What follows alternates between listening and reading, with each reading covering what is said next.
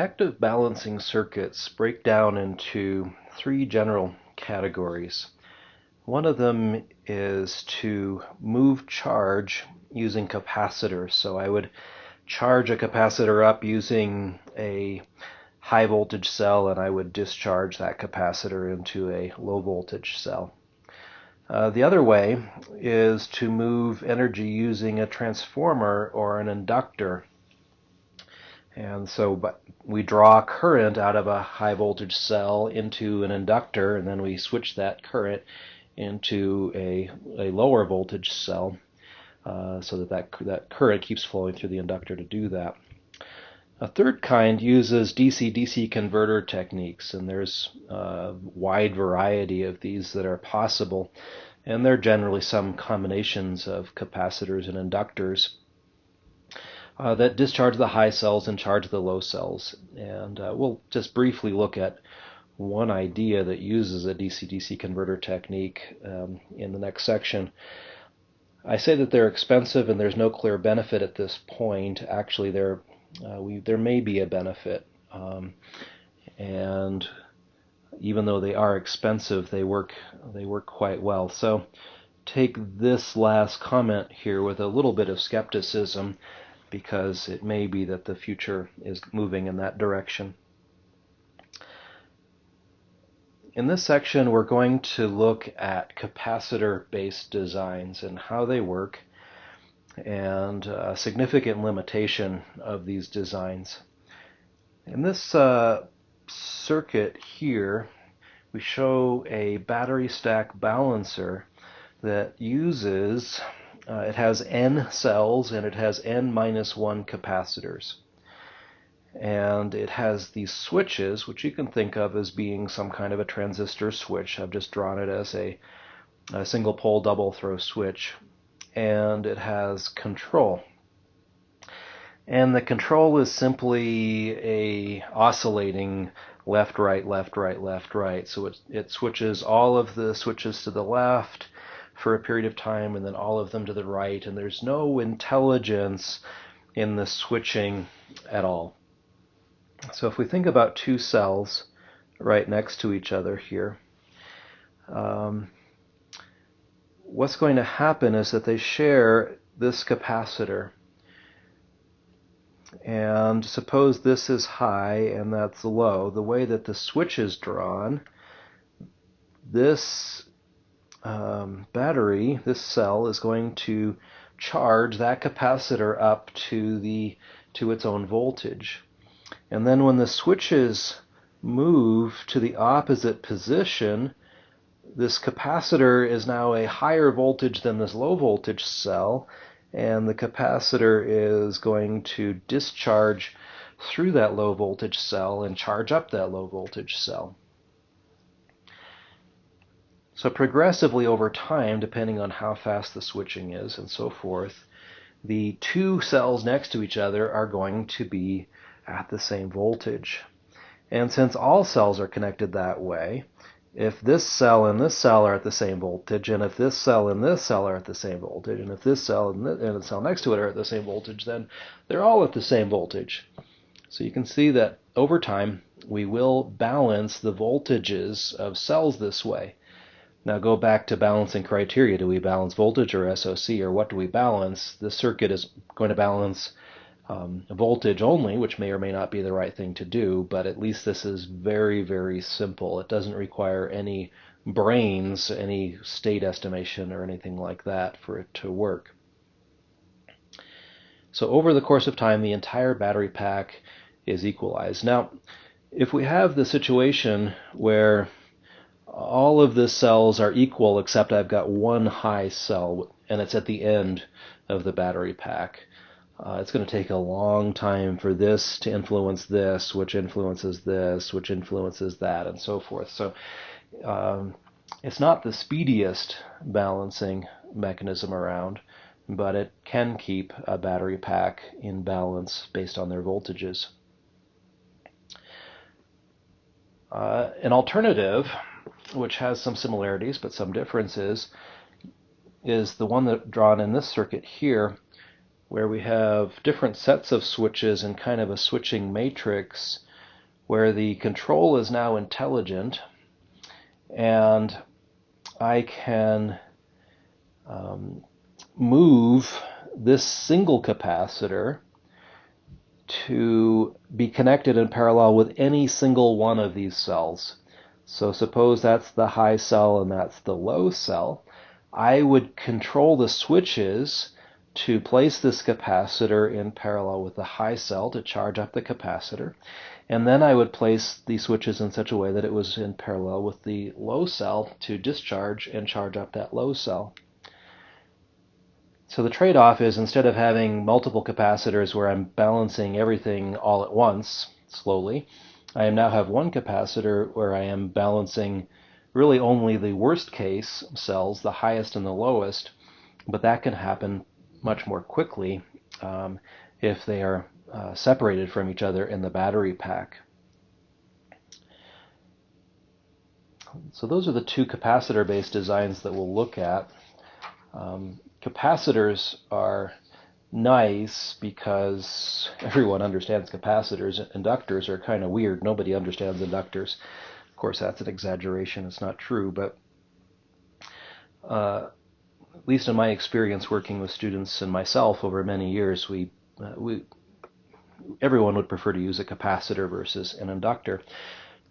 However, it turns out that capacitor-based designs have a serious drawback, and that they rely on a voltage difference between cells in order to work. We always are moving charge from a high voltage cell to a low voltage cell. And if we look at lithium-ion chemistries, there's very little voltage variation between cells, even if the SOC variation is very high. Iron phosphate cells, I've probably said this 100 times already, have a voltage that's about 3.3 volts plus or minus a few millivolts. There's very, very little voltage difference over a very wide range of state of charge of the battery cell. And even other chemistries have maybe over the entire state of charge range, maybe they go about a 1 volt difference, which is still not very much. So let's look at a simple analysis. It's not a super precise, but it's close enough to give us the idea of the capacitive balancing mechanisms. So let's think about the energy stored in a capacitor. We have the energy in a capacitor is 1/2 CV squared. So the most energy I could transfer would be from 1/2 Z V high squared to 1/2 C V low squared. That's the biggest that I could do. And in fact, it would be less than that because I would be charging up the low one, and so I couldn't transfer as much energy as that into it. But let's use that. Let's use that as the maximum energy I could transfer. And then in chapter 1, we said that an approximation for energy in a battery cell was the capacity times the nominal voltage times the window of state of charge that was used. The approximation is that really we should have the integral of OCV in there, but this is close enough for now. Just use VNOM. And here we're going to say the nominal voltage is about the middle between the high and the low, so 1/2 of V high plus V low over 2.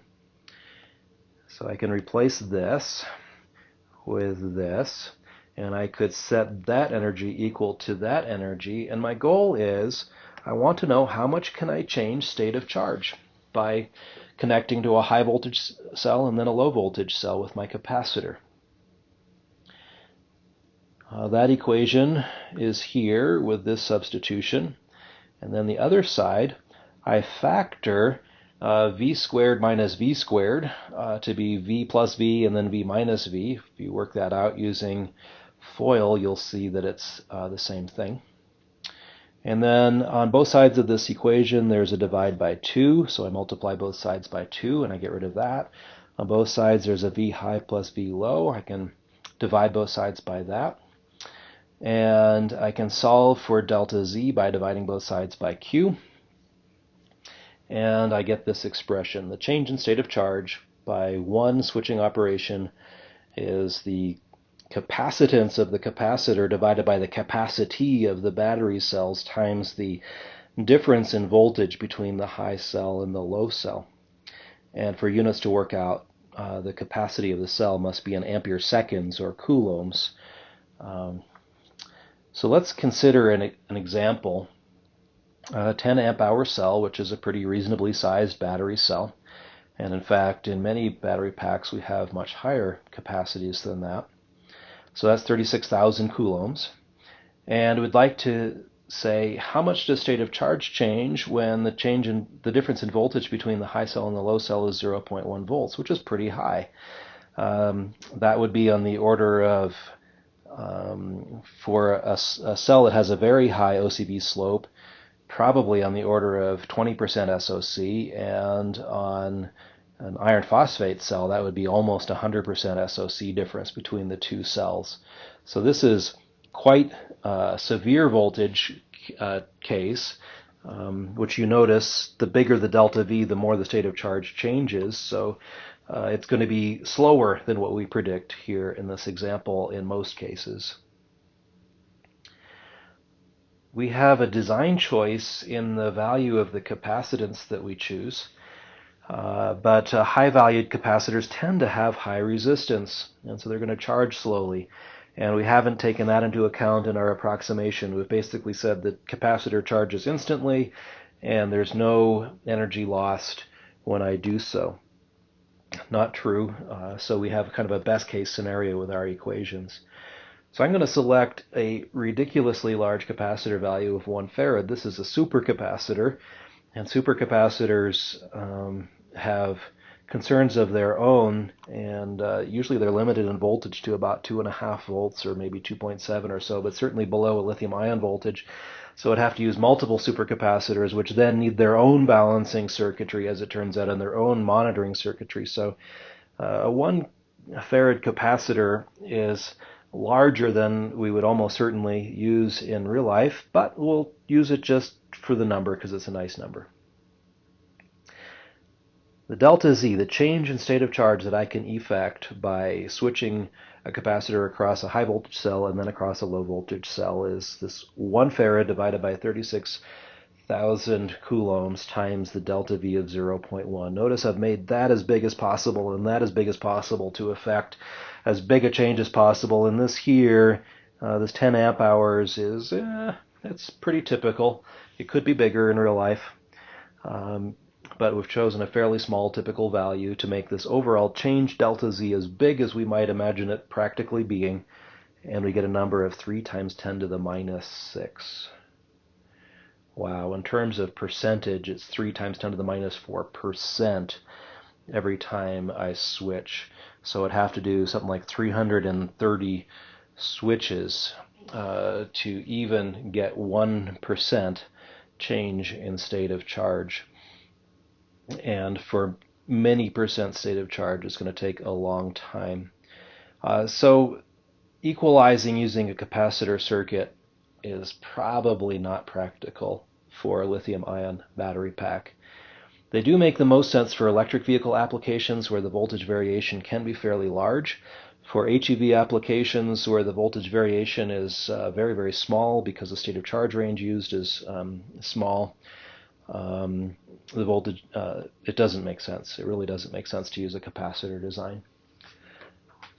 So, interesting idea, but a little bit of simple math shows it probably won't work very well for lithium-ion cells.